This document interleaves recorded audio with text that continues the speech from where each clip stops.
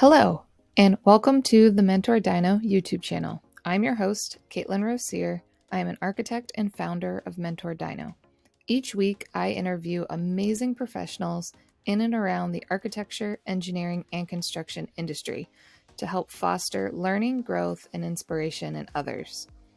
Thank you all to our current subscribers, and if you're new, we'd love to have you join our community. So hit subscribe. It really does help others be able to discover this resource. So let's dive in. I hope you enjoy this conversation.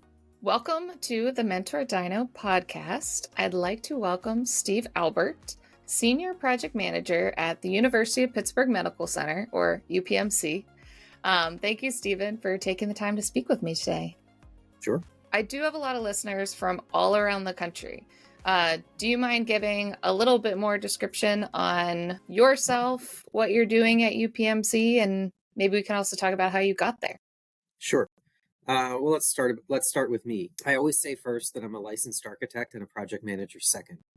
And I think, even though I've made a pivot away from working in a firm, I always introduce myself or tell people that I'm an architect, right? I still haven't maintained my license. That was my education and background. So I'm an architect, and I'm happy to talk about how I got here. I got here in the most traditional of ways. I fell in love with architecture as a child. I drew floor plans and houses and complex looking things, as a kid, and, took that into Saturday morning architecture programs at Carnegie Mellon. I did a pre-college experience there as well. Didn't look at anything other than architecture schools when I was looking at colleges, and got a bachelor's of science and a master's of architecture from the University of Cincinnati. While I was there, I had co-opted with 3 different firms, as is what Cincinnati's program is known for. I co-opted for Air St. Gross in Baltimore, Bird Hill in Butler, and at the time it was Weisskopf Architects in Pittsburgh, now PWWG. And after my graduate co-op at then PWA, now PWG, WWG. All the letters. Right? I turned that co-op, which was essentially a 6-month interview / job audition, into a full-time job, and came back to Pittsburgh permanently. I've been here ever since. And at PWWG, at the time, and I think even now, they like to call themselves a general practice of architecture that do a little bit of everything. So I got the opportunity to work in a number of different project areas. Spent a lot of time in historic preservation and higher education work. Some of those things went together, and really did very little healthcare at all. In fact, none. I think I had one project that had a clinic in it. That was it. Like an outpatient clinic, not even. It was a clinic in a university, like a one-stop type building. Mm-hmm. And so it was a health clinic for college students. So fairly simple and straightforward. And so even my experience at Bird Hill, in fact, when I was at Bird Hill as a, was I 20-year-old college kid looking around and what do you want? You have like big eyes for the world. Yeah. You want to do like really amazing architecture. Oh, I don't ever think I ever want to be in healthcare. It's just not that exciting to me. It's really interesting how your life evolves. Mm-hmm. You never know what path you'll be on or where you end up. Right. So even if you say never, never is not always never. But yeah, so I had an opportunity to pivot my career away from practice in a firm. I don't know that it's something I ever thought that I would necessarily do, although I did see myself at some point in life working on the owner's side of the table. You spend enough time as a consulting architect working with owners, you get a sense of what an owner's rep does or project manager does. And I certainly liked what I saw. But I had an opportunity to come to UPMC, and the biggest leap for me was learning how to work in a healthcare environment. But that was not an uncomfortable leap, because everything that I had done for the decade plus prior prepared me to take on something totally different. In fact, my education, right, 6 years at the University of Cincinnati, prepared me to take on something different, because I was trained to approach every project as a brand new learning experience where you start from scratch, and you roll up your sleeves and you find out, okay, what is the problem here? What is there to do? how do we find a solution for it? So that was a very natural fit to me. And so, now what I like to say is that I'm an architect and I've learned a heck of a lot about healthcare operations and how a hospital runs over the last 8 or so years. And now it just makes sense to me. But that I think is the truly remarkable thing, probably one of the best tools that architects have coming out of school, and certainly as they gain more professional experience, that they don't even know they have, is that we have a training and a background to, to pick a problem apart in a different way and really help people understand what they don't even know, what we don't even know. Yeah. Right? We're all kind of on that journey together. Yeah, we learn it as we figure it out and discover it. We're curious creatures. Exactly. I kind of have two questions. So I'm going to back up to the school question first. Sure. Did the different co-op experiences help you in deciding where your first full-time job would go? Because you had different sizes and... Yeah. Definitely. And we were encouraged to use the co-op experience to experiment with that. We were actually discouraged from staying in Cincinnati as much as possible, although there were plenty of firms that wanted to hire co-ops in Cincinnati. They certainly, we were a known quantity. But I originally wanted to go to Seattle. I don't know why that was like enticing to me at the time, but I had a really good opportunity to work with Air St. Gross, who, as I had learned at the time, and they still are, one of the foremost firms in higher education. And they're a 4-hour car ride from Pittsburgh, and that was just easier. So I had a really good experience there. It was a good opportunity for me to work in a firm that at the time, and I don't know what they are today, but at the time they were roughly around 50-ish people. And I had also worked quite a bit, actually, for a local firm in Pittsburgh while I was even still in high school. I still get really excited by the smell of ammonia because I ran a lot of blueprints. No one does it anymore, but it's, the one No, but then when skill you smell it. Right. I'll always have, and I'll never probably use again, but enjoy doing it. But worked in that firm was like 8 or 10 people. So this gave me an opportunity to kind of jump size. And that felt like a good fit. And it kind of felt like the right size for me. I thought at the time, like I didn't want to be in a multi-office, several hundred people national firm. Like I didn't want to work. This is ironic now that I say this, but I didn't want to work for a corporate organization. 20-year-old me, right? And then Burt Hill, I chose to do one that was closer to home, although I didn't live at home, which if you can afford it, I recommend that. It's a good experience to, live on your own or get an apartment, or even if you have a roommate, to really kind of, be an adult for a while. So I enjoyed that. I had an apartment in Butler, which was not all that easy to find, actually, but I lived in Butler during the week, and then I was able to go back and forth to Pittsburgh on the weekend if I wanted. So that was good. Burt Hill was similarly sized at the time to Air St. Gross. So it was again, sort of felt a little bit similar. I had a really, really good mentor there while I was there, which honestly is that's the secret sauce to any internship that you can find. They paired me with Tom Demko, who's still around. I think he's with Canon now. I could be wrong. Maybe. But anyway, Tom was good. He kind of took me under his wing, which is what you needed. And he was just, as part of my co-op journey, someone I'll really always remember and reflect back on fondly, because it's those people that take the time to work with you and explain things, or, even if you're not working on a project directly with them, that you have them as a resource, a safe place, if you will, to go and ask a stupid question. It's good. And then for the graduate co-op, I really wanted to come back to Pittsburgh specifically. And so I started looking for firms here. and I was looking at the time for a firm that was a little on the smaller side. I really was looking at size more than what they were doing. Mm-hmm. And I had an inkling that I wanted to work on sort of that medium-sized project, that I didn't want to be. I wanted to be able to see the whole project, work on the whole project. I wanted the ability to not necessarily design the thing, because that's not me. I was never the flashy designer doing the crazy things.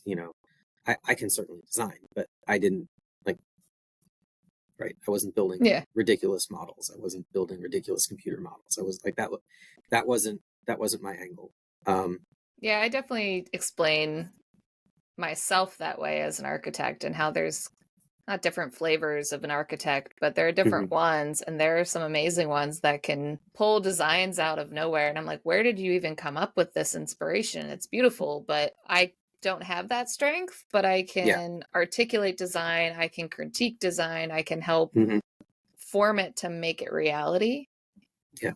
But yeah, I completely Yeah. understand. I'm a pra- I'm a So, I'm a practical one, right? yeah. I'm a problem solver.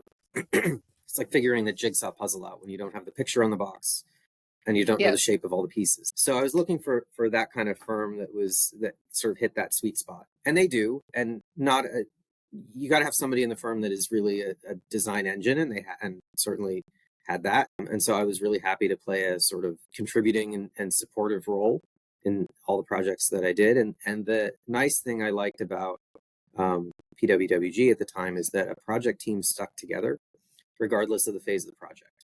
So from an intern's perspective, recent graduates perspective, as you're looking um, at the experience that you need to gain on the way to licensure, you got to hit all those different buckets.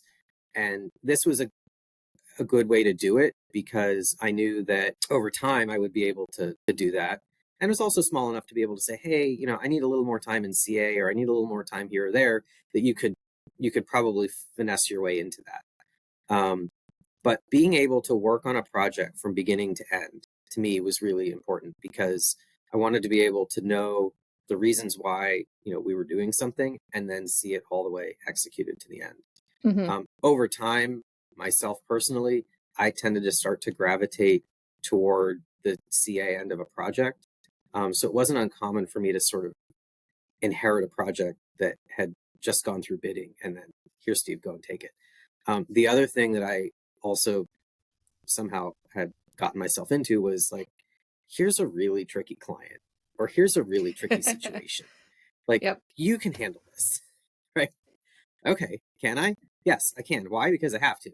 Um, Yep. and so I took on some of those kinds of challenges as well. Um, and they're good learning experiences. And through those kinds of things, one of I think the most important lessons that you can learn is that that relationship, like if you're working with a, let's say, tricky client, right? You look around you, because this is a team, Yep. and who else on this team, you know, is going to be able to help you work with that challenging individual, or figure out what it is that that challenging individual is so challenging about, because maybe we can address that and build some trust together. So I was certainly able to do that, and then leverage all of that into saying, hey, I think I can actually apply this to healthcare. And it's just a different project type. It's just a different set of problems. Yep. Um, and it got me out of the cold for the most part. So, because Yeah. most of everything that I do is an interior renovation. Not that we don't build things outside, but it's certainly a lot less rare. And how did that, it kind of leads into the next question of, how did you decide to move from the owner or the firm side to the owner Hmm. side? Was Yeah. there, was it time in the economy? It was, or somebody reach Hmm. out to you, or were you looking? So I had been through the Great Recession, right? So I'm of an age, right? Mhm. And a lot of my peers had gone through, whether it was layoffs or reduction in hours and whatever. And I experienced some of that as well. But the firm that I worked for at the time was very adamant that, in knowing that its chief resource was its people, and that when the economy would turn around, things would take off quickly. And the only way the firm would be successful is if the team was in place. So we all took on a little bit of sacrifice individually and collectively. And the bottom line is I kept my job. Mm-hmm. And at the time, that was really important. And as predicted, everything, came roaring back, right? But what happened from my perspective in the industry is that, and I see this now on a daily basis, there's a gap now because there are a lot of people of, sort of my contemporaries, my peers that were sort of pushed out of architecture. And by the time they left to do something else, they didn't really want to go back for whatever reason. So there is this sort of gap of experience of people that are, right now around that sort of like 40, 45-year-old age span. The more like senior project manager level. Right. When I started, it was the project manager level that was the gap. And it's going to keep moving as time goes. Right. And there's also a mentorship gap in that way too, because the people that I would have relied on as my mentors, if I was, today, they're retiring. So there's that gap is sort of like a bubble that kind of moves on. And so not that was a reason for me leaving, because it wasn't. And in a sense, I'm also, I guess you could say I'm also now part of that because I left. Firm I always say left-ish. Right. Well, and that doesn't mean that I don't ever do it again. Right. Yeah. Go back to what I said to begin with. I'm still an architect. Right. Yep. So, and go back to what I said about working at Bird Hill in the co-op where I said I would never do healthcare. This was a case of I was ready for a different challenge. I felt like it was time to do something different. And this was an opportunity that was available. And I looked at it, and sometimes you stick your neck out and say, well, I'm going to try it. I'm going to see if there's any interest on the other side. And if there is, we'll continue to explore the conversation. I can always say no, right? Yep. I can always decide this is not for me. And so, I went on an interview and I liked what I heard. And I liked what the work-life balance was going to look like. At the time we were expecting our second child. And, after working a lot of deadlines and a lot of late nights and a lot of weekends, and, this was an opportunity to maybe get away from some of that. So that there are all kinds of different factors at different points in your life. Right. And,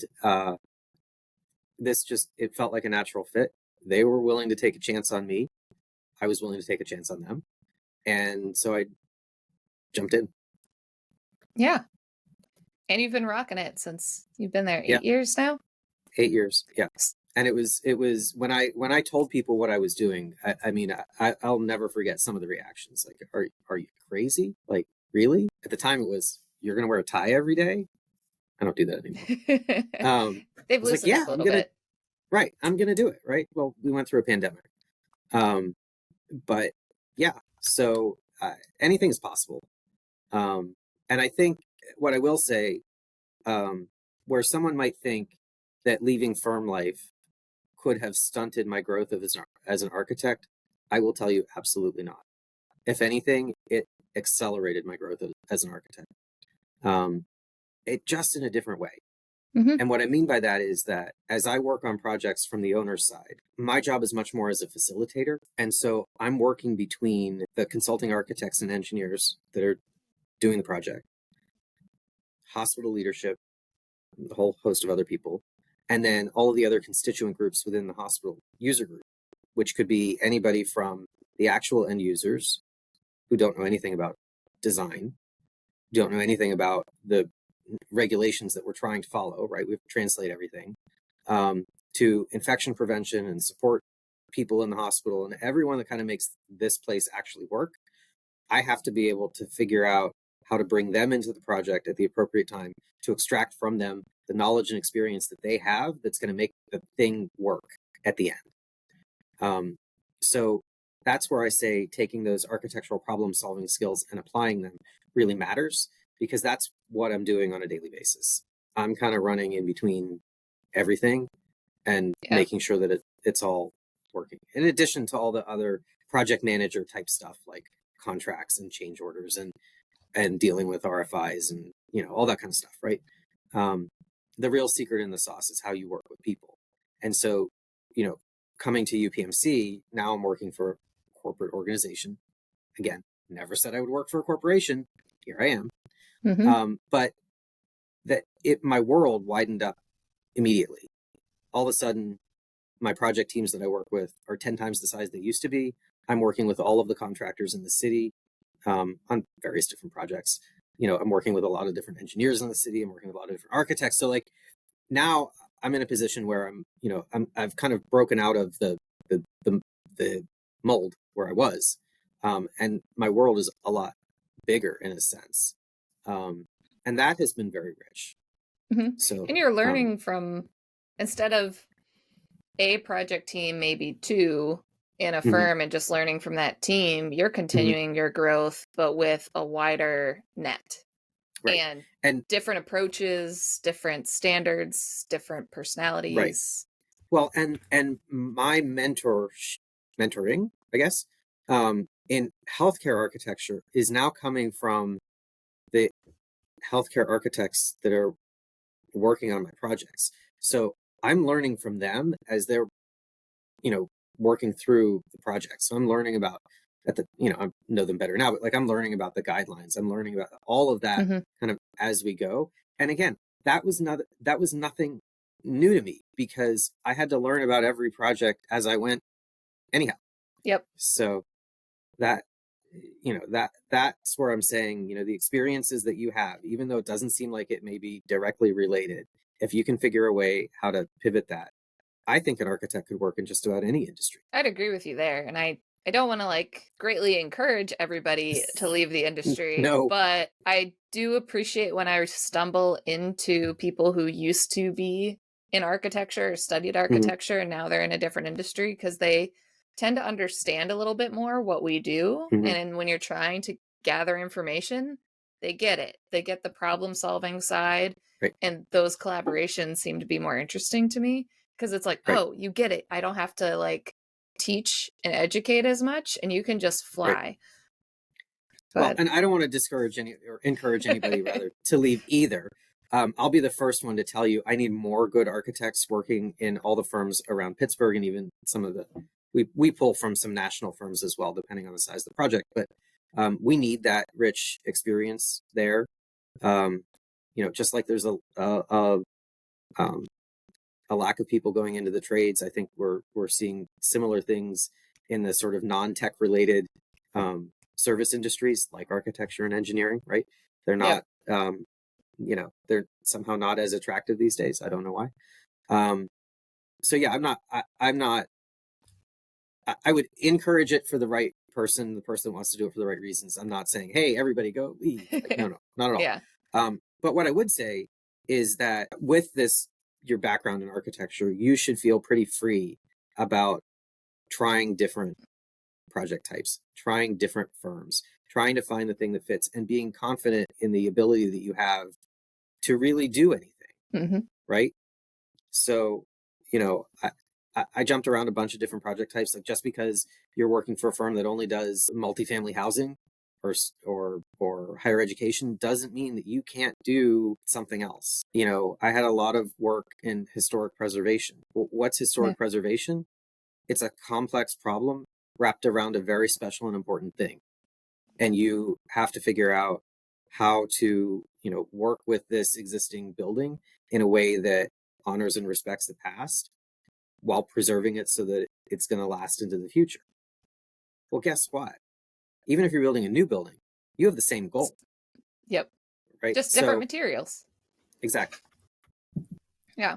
For somebody who's potentially interested in the facilities side of healthcare, what's a typical day for you, or what's something, what do you enjoy most, or what are your biggest challenges? I think you started alluding to some of them. Yeah. So I like to say, first of all, there are no typical days. I like to say that I have the day I plan and the day that I have, which took some getting used to, because, when you're working on a project or several projects and deadlines, and you figure out ways to manage your time, and you can, you can do that. When you work in a hospital, anything can happen. So, I can sit down in the morning with a list of 10 things that I plan to do today, goals that I have to accomplish, and I may not accomplish any of those because the phone rings, I get an email or whatever, that there's some problem and I got to run to it. And that doesn't mean that it's a problem that, like a facilities type problem, but it could just be a project problem. I mean, I'm on site with my projects all the time, which is another benefit. You want to be hands on? Hmm. I'm across the street from my project every day. So there's that kind of thing. But there's a lot of operational things around the project that I end up working on, and so that's where sometimes um, I say that it's the day that I have, right? Yeah. um, so there's that aspect of it, but generally speaking, on a daily basis, I spend a lot of time communicating, right? A lot of time talking with the contractor, the architect, um, the end user, about various issues, right? Usually more so when the project is in the construction phase, because when you're doing construction inside of a hospital, um, it's one of the most sensitive places that you could possibly work because we have sick patients in the building, sometimes on the other side of the wall that's being renovated. And while our priority is to complete a project, on time and on budget, our real priority is to do no harm to that patient. Hmm. So it adds an extra level of care and attention to detail. So I spend a lot of time on issues like that to make sure that we're not creating any unnecessary disturbance. But I also, when I'm working a little more on the design end of a project, I'm facilitating all those OAC meetings. I'm facilitating all the stakeholder meetings, and I'm making sure that one of the things I really like to do when we have stakeholder meetings is make sure that they're asking the questions that they ought to be asking, and creating that space where nurses or support people in the hospital, or even physicians, although they don't participate as much as they don't have time to participate as much as we'd like to. So we spend a lot of time Yep. working with nurses, and nurses are wonderful. They get it. They understand how it works. But making sure that they ask the questions that are important to them, and creating a space where they feel comfortable asking anything. I mean, I think architecture is a lot about questions. The questions are more important than the answers. Um, and so it's not uncommon for me in a stakeholder meeting to either follow up with someone and say, "Well, why is that?" Or to kind of prompt them to get a question out that will elicit something else. Um, Hmm. I've also and encouraged the younger nurses to not make assumptions because they also yeah, tend to be the ones that are quieter, waiting for the more senior yeah, nurses to make statements.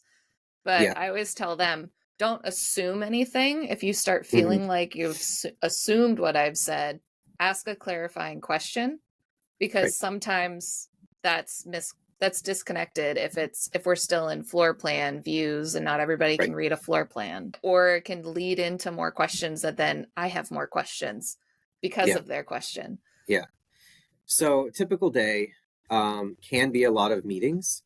It's certainly a lot of of communicating, which is has morphed over the years. It's still a lot of email, and I really don't love email, but um, it's a necessary evil in working inside of a hospital because there are so many different people involved. It's like one of the only ways that you can catch everybody, because it's like a gigantic matrix and people are running Yeah. around all the time in different directions. Um, so there's that. Um, but also, text, and I still pick up the phone. I still want to talk to somebody. Certainly a lot of Teams meetings. Teams has actually made this a lot easier, because now we can meet with people a lot faster, quicker, Yeah. on the fly, share a screen, show a sketch, get a quick decision. Yeah, you don't have to That's drive helpful. over and Right, hunt people down. right.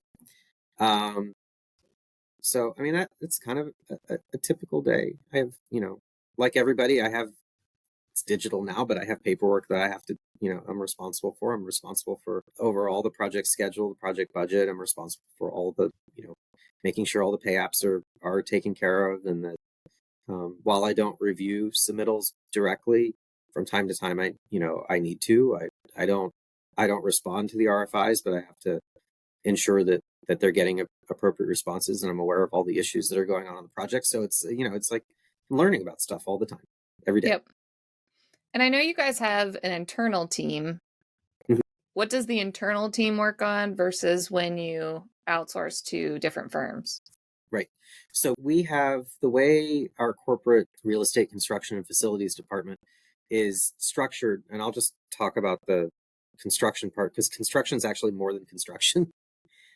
Construction includes planning all the way through construction. So we have a team of hospital planners, which is, and we have planners and a hospital architect, but those are just titles. Essentially, their role, we don't stamp our own drawings, so we'll almost never take anything that requires a building permit to the city or whoever we're not only in the city, so whatever the municipality is. But what we will do is a lot of early planning and sort of, I'll call it pre-project activities is what the planning group will do. And one of the things they do, and I've been involved in helping grow over the years, is preparing the information that we will eventually package up and give to the consulting architect.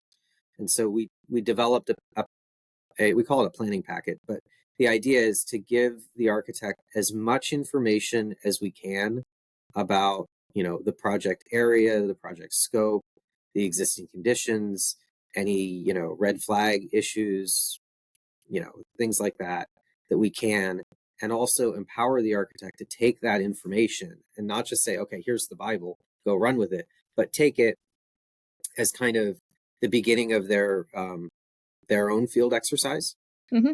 and expand on it, right? So, we tell you who to talk to. We tell you who the people are in facilities that you need to work with. We tell you, as much as we know about our existing systems, but, we expect that the engineer is going to go and do their own additional research as well. I will say understanding is as much about existing conditions as you possibly can, especially in renovations, whether it's healthcare or not. Yeah. There is no amount of field investigation or understanding or existing conditions documentation that is ever enough. Yep. You always have something that you come across or stumble upon, unforeseen conditions or just something you weren't expecting. Right. I've probably done more fit outs at this point than new builds that I probably have. Mm-hmm. I have more confidence going into an existing project Mm-hmm. and just being able to pivot last minute, Yeah. or you see something, you got to get on site, look at it, problem solve together with the team and go. Right. But Yeah.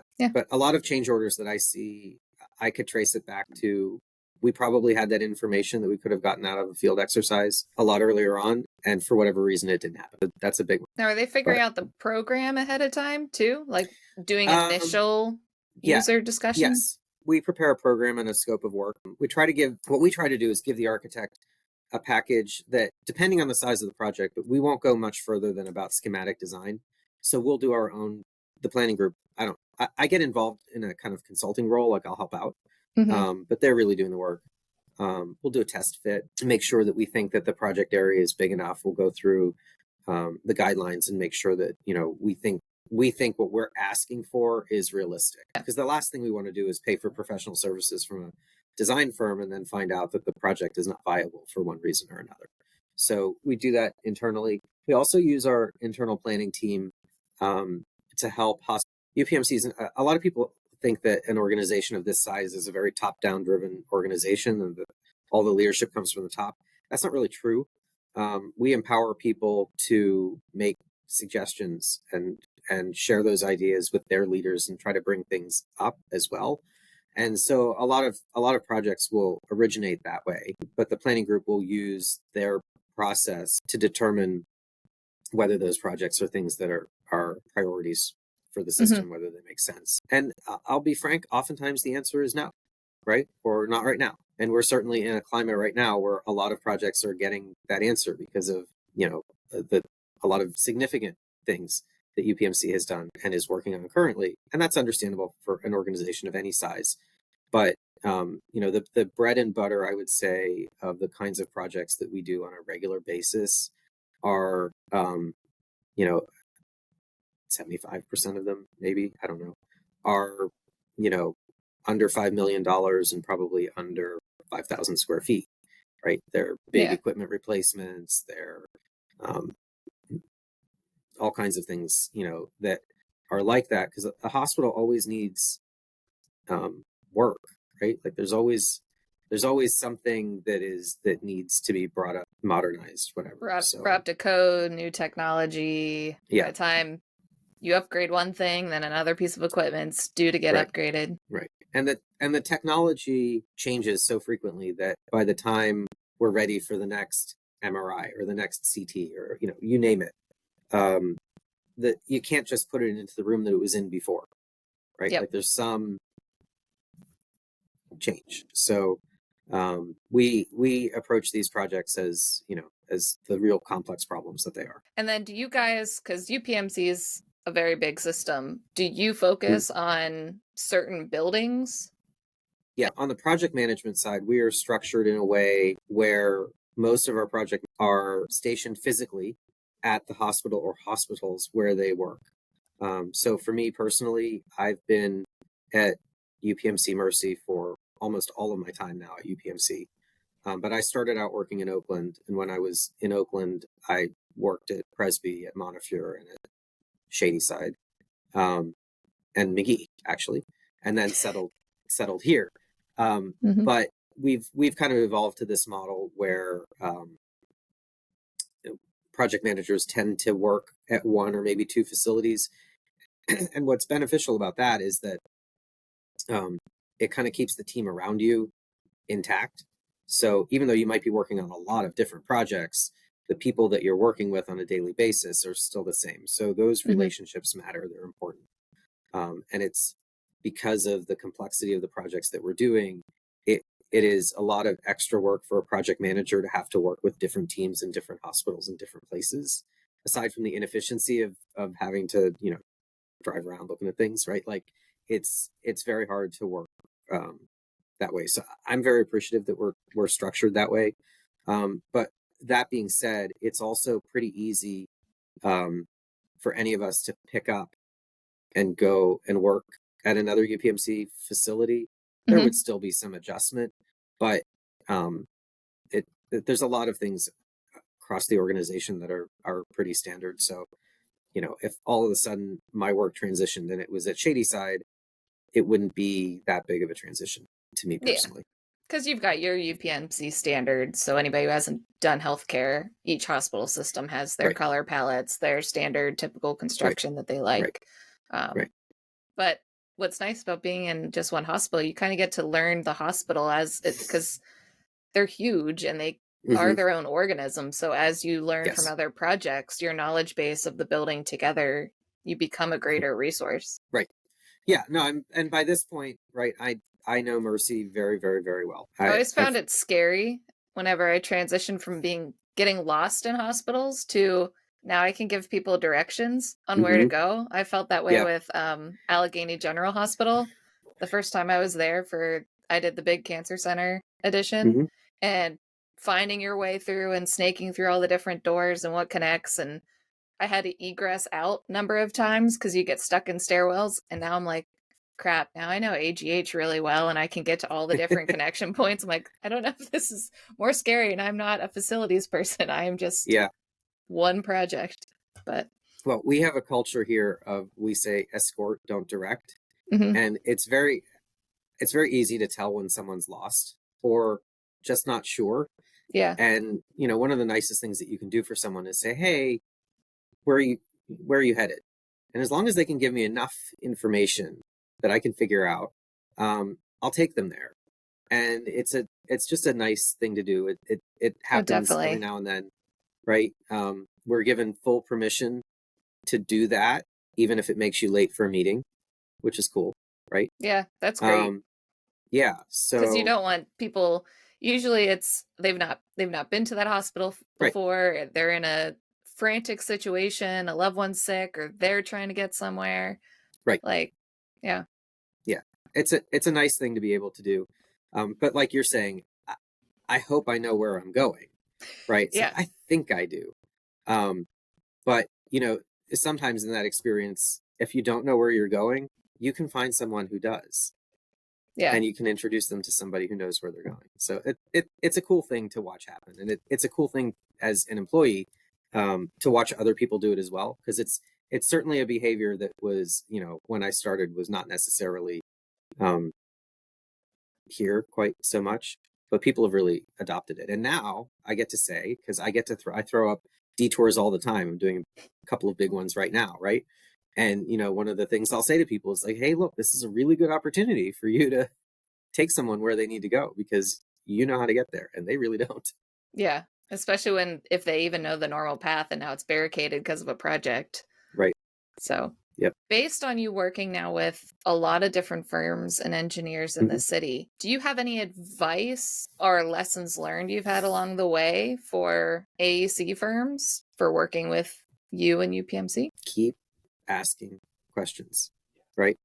That's the most important thing, right? Like there's sort of like there's the principles of design, right? There's the principles of engineering, like there's what we think should work. But really testing it out and almost um, you know mock-ups are important depending on what the project is, but really making sure that we understand what we're doing um, is important. The other thing that is really important, I think, for AEC firms, and I think firms have gotten it because they see the power in it as well. Um, I'm one project manager, and you could ask me all of your questions. I have to then take those questions and ask all these other people. I would rather facilitate the meeting and get you an opportunity with the people that you need to talk to directly, whether they're from facilities or stakeholders, or whoever, and try to make sure that we get those answers like directly. But in order to do that, let's just say it's facilities, they need to be prepared. So I believe very strongly in a good page turn meeting at the right times during a project, where we can give the facilities team who knows the mechanical, plumbing, and electrical systems in the hospital better than anybody, who we can show them what we're planning to do to those systems, get them to review it and respond to it. They can review that information a whole lot better than I can, but you also have learned over the years, it's not as effective to sit them down, and whether you put the drawings up on the screen on the wall or whether you actually lay paper out on the table. If they're seeing it for the first time, you're not going to get anything good out of them. They need to have the time, and they also need to be encouraged and supported to get those documents ahead of time and really dig into them. So what I typically do for a page turn experience is I ask the architect and engineer to get those drawings to me at least a week ahead of time. And we get those over to facilities. And then I talk to facilities and I say, look, we're having a meeting a week from now. I want you to come to that meeting with a list of questions. And I can tell you the meetings that they show up with where they have questions, whatever those questions are way more productive than if we just lay the drawings out and said, okay, here's what we're going to do. If the engineers have questions for your facilities engineers, no, I want or the facilities other to way. ask questions of the. I want facilities to ask questions of the engineer. I want them to challenge the designer. Got right? it. Yep. And it's really interesting to see how those conversations will evolve, because sometimes the facilities team has more information and knows how the systems actually run and work and what they have to do to tweak it to get it, whatever, that is not in those existing set of documents that the engineer used to build off of. And so it takes all of those things together to create a cohesive design. Yeah. And honestly, we work with commissioning agents and they're great, right? It's another good design check particularly for MEP design review, but it also takes a knowledgeable owner, and I include facilities in that knowledgeable owner, bubble, to really get after the design and make sure that it will work. And certainly within a hospital, like there's certain degrees of like modern systems, and there's certain degrees of legacy systems that have been around for a while, right? Like we still have a lot of pneumatically controlled HVAC stuff. You have to tie into that differently than you do the newer stuff, right? So Yeah. that's where working with facilities is really important. Do you Um, find the facility, like for MEP, generally mhm, the schematic design is all narratives. Do you find facilities is going through narratives as mhm. well as the drawing side? Depending on the person, but yes. What's really important, becoming ever more important on the narrative side for MEP systems, particularly mechanical, is the control systems Mm-hmm. narratives and the sequences, and what if the temperature drops, this, that, whatever, all that kind of thing is really important to kind of work through those scenarios. Um, but yeah, I mean, I really try to foster and facilitate an environment where um, my architects and engineers will work with whoever I have on the hospital side that is part of the project, and treat them as the resource, treat them Mm-hmm. as if they have the answer to the problem, right? Yeah. And that it can kind of go both ways. It's a little cliche for me to say this, but I believe very strongly that everyone is a designer, right? And that doesn't mean that everyone is an architect, but what that means is that everyone does something throughout their day or throughout their life to change or manipulate the physical environment around them, or use the physical environment to accomplish their job or their task. And in doing so, they're a designer because they had to figure out how to set it up or how to change something. And they don't even realize that they're doing it. So, in that sense, I want the design professionals to work with them and figure out what it is that they do that makes things, work for them. Also want them, because healthcare people are, they have a job to do, and they're going to do it, and they're going to go straight through and do it, even if they have to jump over a wall to get Yeah. there. Um, so they're great at workarounds, right? And they don't even know that they're doing workarounds. So we do a lot of work in, especially in project planning, to challenge like their workflows and try to come up with things that are lean or more efficient, or better flow. And when you ask, a lot of times the answer, when you show a stakeholder group something new that looks a little out of sequence to them, what do you think about this? And they say, well, I don't know. We don't do it that way. Well, could you do it that way? Well, maybe. But why not? We've never done that before, right? Like this is the way we've always done it. So I really try to put architects, particularly architects, in the position to be successful at trying to get stakeholder groups to be open to a new way of doing something, because I don't want to see us just perpetuate the way we've been doing something if that's the way we've been doing it. So Yeah. um, it's it's it's good. Yeah. But everybody's fearful of change too. So it's like you're almost being a Hmm. mini change management Yeah. facilitator as well, because you Right. have to educate. And that's where sometimes mock ups or those Yes. physical workarounds can be Yep. so helpful that it's like, see, you don't have to hit this button 3 times. Like you can just tap once if we do this new thing, or Right. reducing Right. steps is always a big one in healthcare. Well, and mock-ups and stakeholder involvement in projects as you go through them um, helps orient people to the space when they finally are in it, when it's built. And when it's really incredible when you see that light bulb and somebody go off and they walk in the completed space, and yeah, it's beautiful, but this looks like what we talked about. Yeah, Yeah, it is, because you have a piece of it, right? This is what you told exactly. us you wanted, and we did it. And it came to life. You saw it in Right. plan 3D and now it's reality. Switching gears a little bit, has there been any Mhm. organizations that have left the biggest impact on your career? Um, I mean, my university experience, my University of Cincinnati experience was outstanding. Um, I think I got lucky when I feel like I picked the right school for me personally, Hmm. because I was very fortunate. I had the opportunity to go to, almost any architecture school that I applied to. And I picked Cincinnati because I felt like it was the best fit, right? And it was. Um, so that I would say that. But as far as organizations, I don't know. I mean, I of course I maintain my NCARB record, although I've never worked in a state other than Pennsylvania. But there's that always. Well, who you never know. You never know. You never know.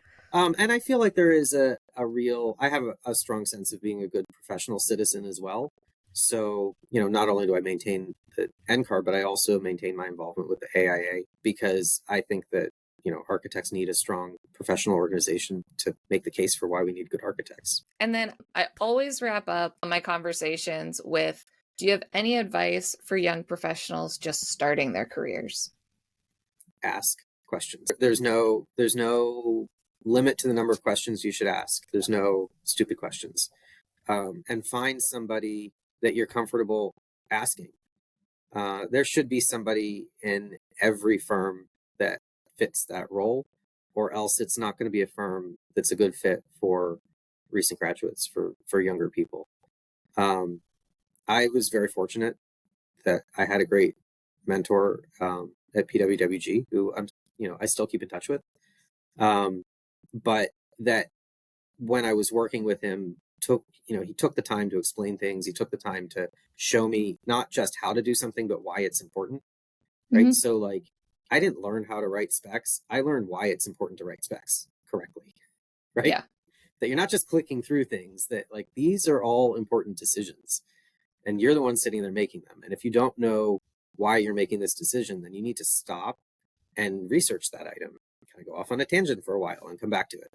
So, finding a good mentor, and it does not have to be your mentor that's your, Boss or actual mentor, right? Yeah. Doesn't have to be your manager. It doesn't, but finding good people to work with is really important. And a certain amount of what I do naturally, what comes naturally to me, especially when I have some younger architects, or we work with interior designers, we work with engineers, right? Is I like to point things out to them that I think are important that they might otherwise miss. So one of the really great experiences for a young architect that I can provide is exposure to a construction site, mm-hmm. right? Like my site's in the city. And so I've said to some of the architects that I've worked with, if you have people that need to see something, or if we're at a point in a project where you think there are other people in your firm that could benefit from seeing what we're doing, even if they don't know anything about the project, even if they're not working on the project, send them. I'll gladly show them, what's going on, or bring them. We can show them together, right? That those learning experiences are irreplaceable. And so I would suggest to anybody to seek them out. Right? Like, don't just wait for them to come to you. It's not every hour. No firm is going to like me saying this, but not every hour of the day has to be billable. That, a certain amount of someone's professional development is getting out and learning things. I'm always happy to point out some of the things. Yeah, because it grows not only them, but it grows the whole office. If you can take a couple hours of somebody's day, and if it can't be billable to something, but they can see it, how much better can they be, and how much faster can they be in their growth in the long run? Right. And I'm also, I hire a lot of architects to do my projects, so I have a vested interest in helping people grow. Right. Yeah. So I don't. I. It's a win-win to me. Yeah, like you said, we need more healthcare experts in architecture and engineering to be able to get these projects. We certainly need as many healthcare-oriented architects as we can in Pittsburgh. I mean, that's two of the biggest industries in our market are healthcare and higher education. So. Yeah. And you're right. Well, you're not immediately next to Pitt right now, but you're next to Duquesne. It's only up. Yeah, we're next to Duquesne, and Pitt's only up the street. Actually, Pitt has researchers now working in the new UPMC pavilion, which is UPMC Mercy Pavilion, which is here. So Pitt is down on our campus. Is within it. That's right. And if anybody is looking to reach out to you with more Mhm. questions, was really intrigued with the facility side, is there a good way they can get a hold of you? Yeah, I mean, they can certainly email me. You can share that information if you'd like. Yeah, I'm an open book. All right, I'm on LinkedIn. I'll Sure. put your LinkedIn and email below, so if anybody has any questions, they can reach out to you. But this was Hmm. very insightful, Steve. I know I've Good. done a number of healthcare projects in the city, and it's always kind of nice to see the different angles and different people we Hmm. work with. Yeah. So, Yep. It's some of the most complex work you can do for the size of a project that it probably is, but yeah, also some of the most rewarding. definitely. That's why I like healthcare. So, all Yeah. right. Thank you so much, Steve. Thank you. I hope you enjoyed our discussion today. Check out the description below for any resources, links, and contact information we discussed. Did you like the conversation today? Is there something you'd like to know more about or a topic I should cover? Leave me a comment below and I will see what I can do to best answer your questions. And if you haven't done so already, subscribe to the channel. It does really help others be able to find this resource to have larger conversations. So leave me a comment and subscribe. I really appreciate your support.